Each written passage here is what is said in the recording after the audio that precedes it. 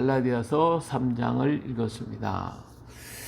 예, 이 3장에서 무슨 말을 하고 있는지 좀 헷갈리기도 하고 왔다 갔다 할 수도 있습니다. 그런데 분명한 건 갈라디아 교회 성도들에게 바울은 분명하게 얘기합니다. 참 너희들 어리석구나. 참 너희들 어리석어. 이렇게 한마디로 얘기해서 너희들은 정말 어리석은 사람들이야 하고 책망하는 거죠. 그러면서 하는 얘기가 뭐냐면 예수 그리스도께서 십자가에 못 박히신 것이 너희 눈앞에 밝히 보이거늘 누가 너희를 꿰냐. 여기 꿰는 사람들이 누구예요? 바로 가만히 들어오는 사람들, 유대인들, 그들이 율법을 가지고 온 사람들입니다. 이 사람들. 자, 바울이 여기 와서 복음을 전할 때, 처음으로 복음을 전할 때에 바울은 율법을 전했겠어요? 율법을 전하지 않았잖아요. 그렇죠? 뭐만 전했어요? 예수 그리스도의 십자가만 전했어요. 예수님의 십자가와 그 부활의 능력을 알기 위해서 그렇다고 그랬어요. 이처럼 바울은 가는 곳마다 부활하신 주님, 십자가에 대속하신 그 은혜를 전했어요.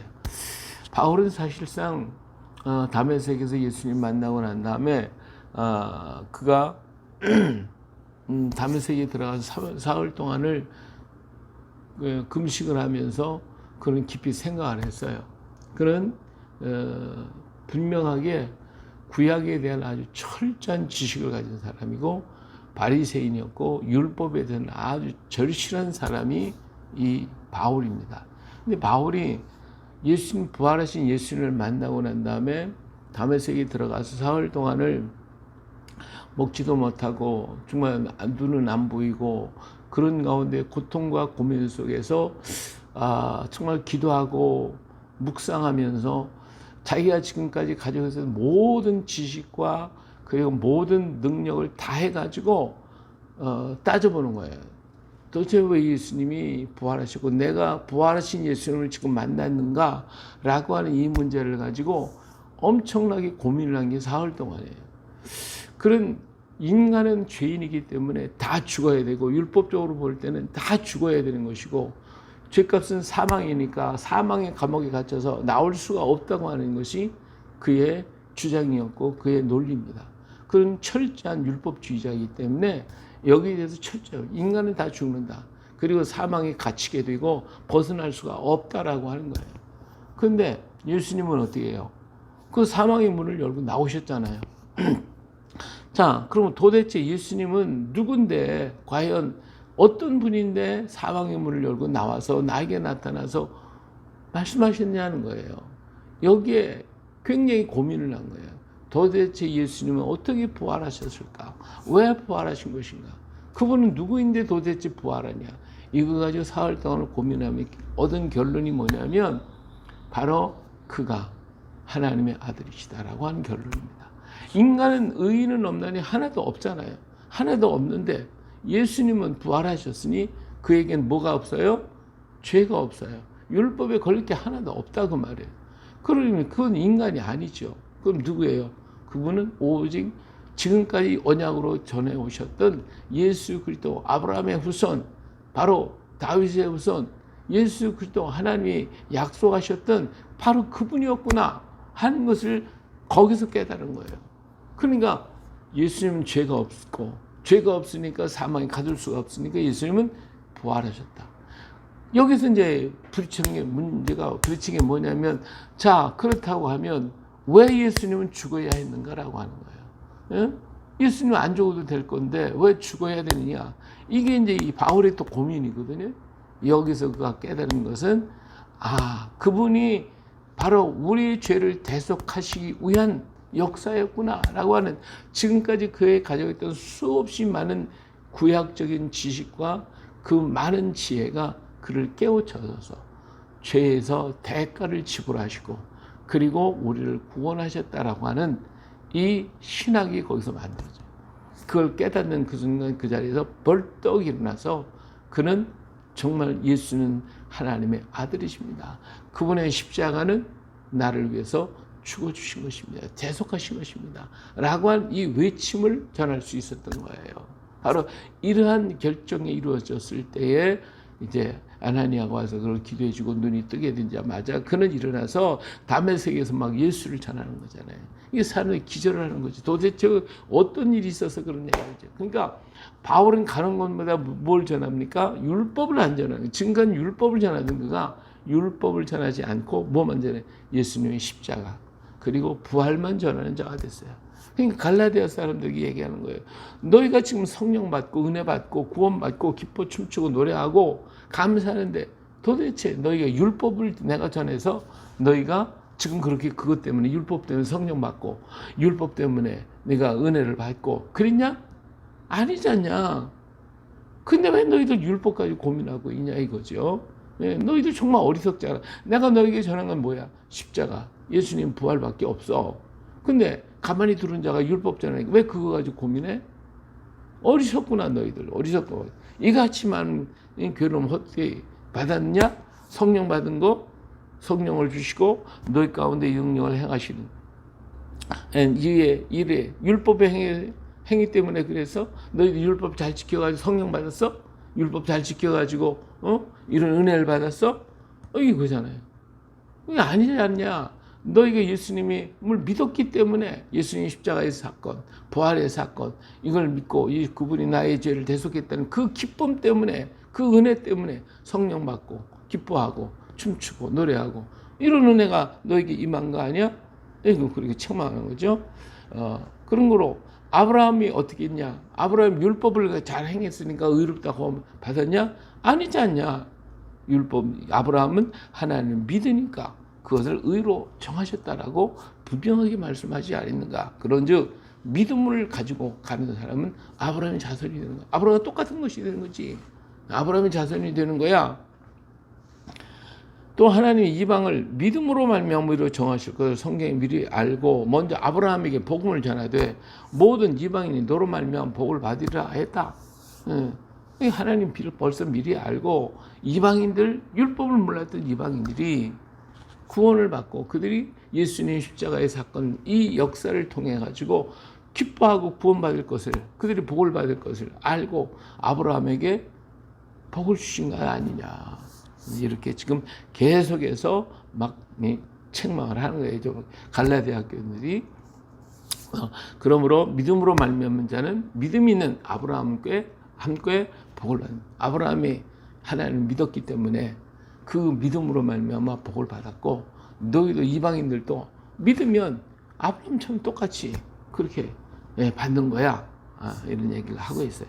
근데 자, 무릇 율법의 행위에 속한 자들은 저주 아래 있나니. 율법의 행위인 왜 기록된 바 누구든지 율법책이 기록된 대로 모든 일을 항상 행하지 아니하는 자는 저주 아래 있는 자라 했습니다. 그렇죠? 율법은 한 가지만 범죄해도 범해도 어때요? 다 저주를 받는 거예요. 처음에 율법 다 범하게 되는 거란 말이에요. 율법에 하나만 범해도 율법을 전부 범한 것이니까 율법으로 의롭게 될 수가 없죠. 그렇죠? 그래서 또 하나님 앞에서 아무도 율법으로 말미암아 의롭게 되는지 못할 것이 분명하니 이는 의인은 믿음으로 살리라 했다. 율법을 가지고는 누구도 그 안에서 구원받을 수도 없고 의인으로 나타날 수도 없어. 그렇죠? 그래서 의인은 그렇기 때문에 의롭게 되는 길은 믿음밖에 없어. 그러니까 의인은 믿음으로 산다는 말은 의롭게 되는 건 믿음밖에 없어. 누구를? 예수 그리스도를 믿는 믿음이 그거지. 이 예수 그리스도가 누구냐? 바로 이것이 하나님의 언약이다. 그거지. 하나님의 언약이다. 그리스도께서 우리를 위하여 저주를 받은 바 되사 율법이 저주해서 우리를 속량하셨으니 기록된 바 나무에 달린 자마다 저주 아래 있는 자라 하였습니다. 이는 그리스도 예수 안에서 아브라함의 복이 이방인을 미치게 하고 또 우리로 하여금 믿음으로 말미암아 성령의 약속을 받게 하려 하십니다. 오늘 우리가 믿음으로 예수 그리스도 그분을 믿음으로 말해 성령 받게 되고 내가 또 아브라함의 복을 받게 되고 아브라함이 처음부터 율법이 주기 전에 믿어서 의롭게 됐냐? 아니잖아요. 하나님의 말씀, 하나님의 언약을 믿었기 때문에 그 믿음을 보시고 하나님은 너 정말 의롭구나 그렇게 인정받은 것처럼 오늘 또 우리들 믿음으로 말미암는 것이다. 자, 그러면 여기서 이제 16절 이하에 얘기하는 게 바로 그 아브라함이 믿은 게 뭐냐는 거죠. 그것이 바로 언약이라는 거예요. 자, 15장에 형제들아 내가 사람이 이대로 말하니 사람이 언약이라도 정하면 아무도 패하거나 더하거나 하지 못해. 사람도요 한번 약속을 했으면 지켜야지. 이 약속해놓고 안 지키는 사람 그 사람 취급 못 받아요. 물론 뭐 사정이 있거나 그래서 정말 할 수도 있겠지만 그러나 그것도 미리 얘기를 하거나 어떻게 해가지고 내가 이렇게도 못 지켰습니다라고 하는 얘기를 하고 용서를 빌어야지. 근데 사람도 그렇거든. 하물며 하나님께서 약속을 했는데 그 약속을 어기시겠냐 그죠. 그리고 그 약속을 믿는 사람이 그 복 있는 사람이에요. 그 약속을 믿는 그 자체가 의로운 거예요. 그래서 하나님이 아브라함과 약속을 했다. 그 약속을 했는데 그 약속은 한 가지 한 자손이다. 그 자손에 대한 약속을 하셨는데 그 자손이 아브라함에게 뭐 이삭을 낳고 뭐 그 후손들 쫙 있지만 오직 한 분 자손을 약속하신 거다. 그분이 바로 누구냐? 바로 그분이 예수 그리스도시다. 그렇죠? 그 자손들을 하지 아니하시고 오직 한 사람을 가리켜 자손이라 하였으니 곧 그리스도라. 내가 이것을 말하니 하나님께 미리 정하신 언약을 줬잖아요. 430년 후에 생긴 율법이 폐기하지 못하고 그 약속을 헛되게 하지 못한다. 자, 하나님이 아브라함과 약속을 했어요. 그 약속을 믿었어요. 이제 의롭다함을 받았어요. 하나님이 네가 내 약속을 믿는구나. 너 정말 의롭구나. 복되구나. 하나님이 인정하셨잖아요. 그리고 난 다음에 모세 430년 후에 뭐 오히려 더 됐죠. 그 후에 모세를 통해 율법이 왔어요. 율법이 그러면 아브라함이 받은 언약을 보다 위에 있는 거냐? 아니잖아요. 언약을 그럼 폐하느냐? 아니잖아요. 하나님의 언약을 믿었기 때문에 의롭다함을 받았는데 율법이 와서 나를 행해야 내 율법을 행해야 네가 의로워져? 그러면 이 말씀이 이 언약에 대해서 이것이 폐해지는 거죠. 그런 얘기 아니다. 율법을 행함으로 의로워진다 라고 하는 것을 가지고 먼저 언약을 폐기시켰냐? 아니다 이거예요. 이 언약이 먼저지 율법이 먼저가 아니다. 율법은 뒤에 줬다. 왜 율법을 줬냐? 율법은 뭐예요? 19절에 그런데 율법이 무엇이야? 범법한 죄를 자꾸 지니까 죄를 자꾸 사람들이 하나님이 약속 믿고 가야 되는데 안 믿고 학교 죄만 지니까 이들을 경계하기 위해서 범법함으로 더해진 죄를 지키니까 천사들 통하여 한 중보자의 선을 베풀어 주신 것인데 약속한 자신이 오시기까지 있을 것이라. 그러세요. 그러니까 율법이라는 게 뭐예요? 자꾸 죄를 지니까 죄 짓지 말라고 경계의 표시로 준 것이다. 그렇죠? 그래서 그러니까 믿음이 그래서 이 성경의 모든 것을 죄 아래 가두었으니 예수 그리스도를 믿음으로 말미암아 약속을 믿는 자들에게 주려 하십니다. 율법이라고 하는 그 자체는 우리를 죄 안에 가두어 버렸어요. 율법을 따르면 다 죄인으로 나타나. 그래서 더 이상 죄 짓지 말고 좀 조심하라고 우리에게 경계 표시로 주신 것이지 사실은 그걸 가지고 의롭게 될 수는 없다라고 하는 것을 얘기하고 있습니다. 그런데 이제 믿음이 왔어요. 하나님의 약속하신 언약 예수 그리스도 오셨어요. 바로 믿음이 왔어요. 자, 근데 오기 전까지 예수 그리스도께서 오시기 전까지는 율법을 가지고 그 율법을 가지고 우리가 생활을 하면서 좀 우리 하나님이 죄를 짓지 말라고 죄 짓지 말라고 우리에게 주신 것인데 이게 마치 뭐와 같으냐? 초등학교 선생님이 우리에게 가르친 것 같다. 우리 그게 있잖아요. 내가 아는 것은 유치원 때 배웠다. 뭐 그런 책이 있잖아요. 어렸을 때 가르쳐주던 그것들이 우리의 행실을 그렇게 하라고 가르쳐준 게 이게 기본적인 거예요. 기본적인. 이것이 평생 우리들의 삶의 기본이 되기는 해요. 아주 중요한 것이죠. 그런데 거기에 매여 있으면 성장할 수가 없는 거예요. 유치원에 가면 기본적이에요. 그러나 우리가 성숙한 사람은 그 기본 위에 더 아름다운 것을 만들어서 성숙한 것을 만들어 가는 거예요. 그 기본을 떠나는 것은 아니에요. 자, 이와 마찬가지로 율법이라는 것은 우리의 삶의 기본을 가르쳐 준 것이고 그 율법을 떠나지 말라고 하는 것, 거기에서 그렇게 삶을 살아가라고 하는 것인데 믿음이 왔어요. 이제 믿음이 왔으면 그 율법을 의지하고 가지 말고 뭘 의지하고 믿음을, 언약이 왔으니까 그 언약을 붙들으면 되는 것이지 왜 율법에 갇혀 있는가 그 말이에요.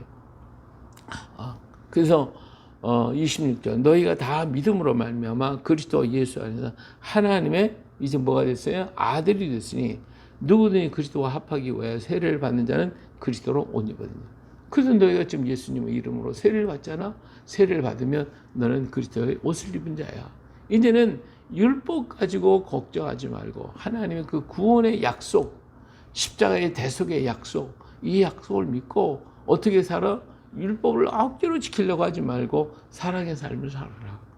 주님의 십자가의 그 은혜에 감격해서 율법을 초월한 그런 신앙의 삶을 살아야 되지 않냐 하는 거예요. 넌 유대인이나 헬라인이나 족이나 자유인이나 남자나 여자나 다 그리스도 예수 안에서 이제는 하나가 됐어. 너희가 그리스도의 것이면 아브라함 자손이요 약속대로 유업을 이을 자니라. 할렐루야. 바로 그거예요. 우리는 율법의 초월은 이건 초등학교 어린 쓸 때 배우는 것이지만 그것이 우리 삶의 기본은 돼. 그러나 그것 갖고는 우리가 성숙할 수가 없어. 이제는 더 성숙해져야 되는데 어떻게 성숙할 수 있냐? 바로 그 언약이 왔잖아. 그 언약을 붙들고 그러면 그 믿음을 가지고 그 언약을 붙들어 보면 거기에서 하나님 놀라운 은혜와 사랑이 내 안에 넘치게 되고 그 사랑의 삶을 살아가면 우리는 율법을 초월한 자가 되는 것이다. 할렐루야. 바로 이것을 지금 바울이 강조하고 있는 거예요. 근데 이걸로 이게 깨닫지 못하고 다시 율법에 속해서 초등학교 시절로 돌아가가지고 살아간 참 너희들 정말 어리석구나. 너희들 미련하잖아요. 왜 그렇게 살아? 그러지 마. 믿음 가지고 살. 하나님의 언약이 왔잖아. 하나님이 사람도 언약을 했으면 반드시 지키는데 하나님은 그 언약을 지켜주셔서 아브라함이 가졌던 그 언약이 왔어. 그 자손이 왔어. 이제는 그 언약을 붙들어. 그러면 내가 성령 받고 은혜 받고 능력 받고 지금까지 내가 전했던 그 복음이 너희 속에 이루어지는 거 아니야? 그래서 왜 다시 율법으로 돌아가려고 그래? 그러지 마. 그건 어리석은 것이야. 믿습니까? 그래요. 오늘 우리는 그리스도 예수 안에서 나를 대속해 준 그 큰 사랑을 입은 자예요. 그 은혜를 입은 자예요. 그 은혜 속에서 우리가 기뻐하고 감사하고 찬양하고 영광 하나님께 돌려드리는 거예요. 그리고 그 은혜 때문에 우리는 사랑의 삶을 사는 것이고 그 은혜 때문에 그리스도를 옷 입고 그리스도의 형상의 지혜까지 살아가는 거예요. 날마다 누구 닮아야 돼요? 예수님을 닮아야죠. 우리의 삶 자체가 예수님을 닮는 삶으로 바꿔지고 변화되는 삶. 이것이 그리스도인의 삶입니다. 오늘도 우리 예수 그리스도를 옷 입고 작은 예수로서 살아갈 수 있도록. 그래 내가 힘이 약하잖아. 조그만 일이 있어도 실망하고 낙심하고 무너지고 그런 때가 얼마나 많아요. 그렇기 때문에 성령 충만 주시고 그 은혜가 우리 속에 늘 차고 넘쳐 끊임없이 넘쳐지고 또 넘쳐지고 넘쳐져서 그 은혜의 감격 속에서 우리가 살아가게 해달라고 우린 주님 앞에 기도하고 그 은혜 가운데 거하는 오늘 우리가 되어주시기를 예수님의 이름으로 축복합니다. 할렐루야.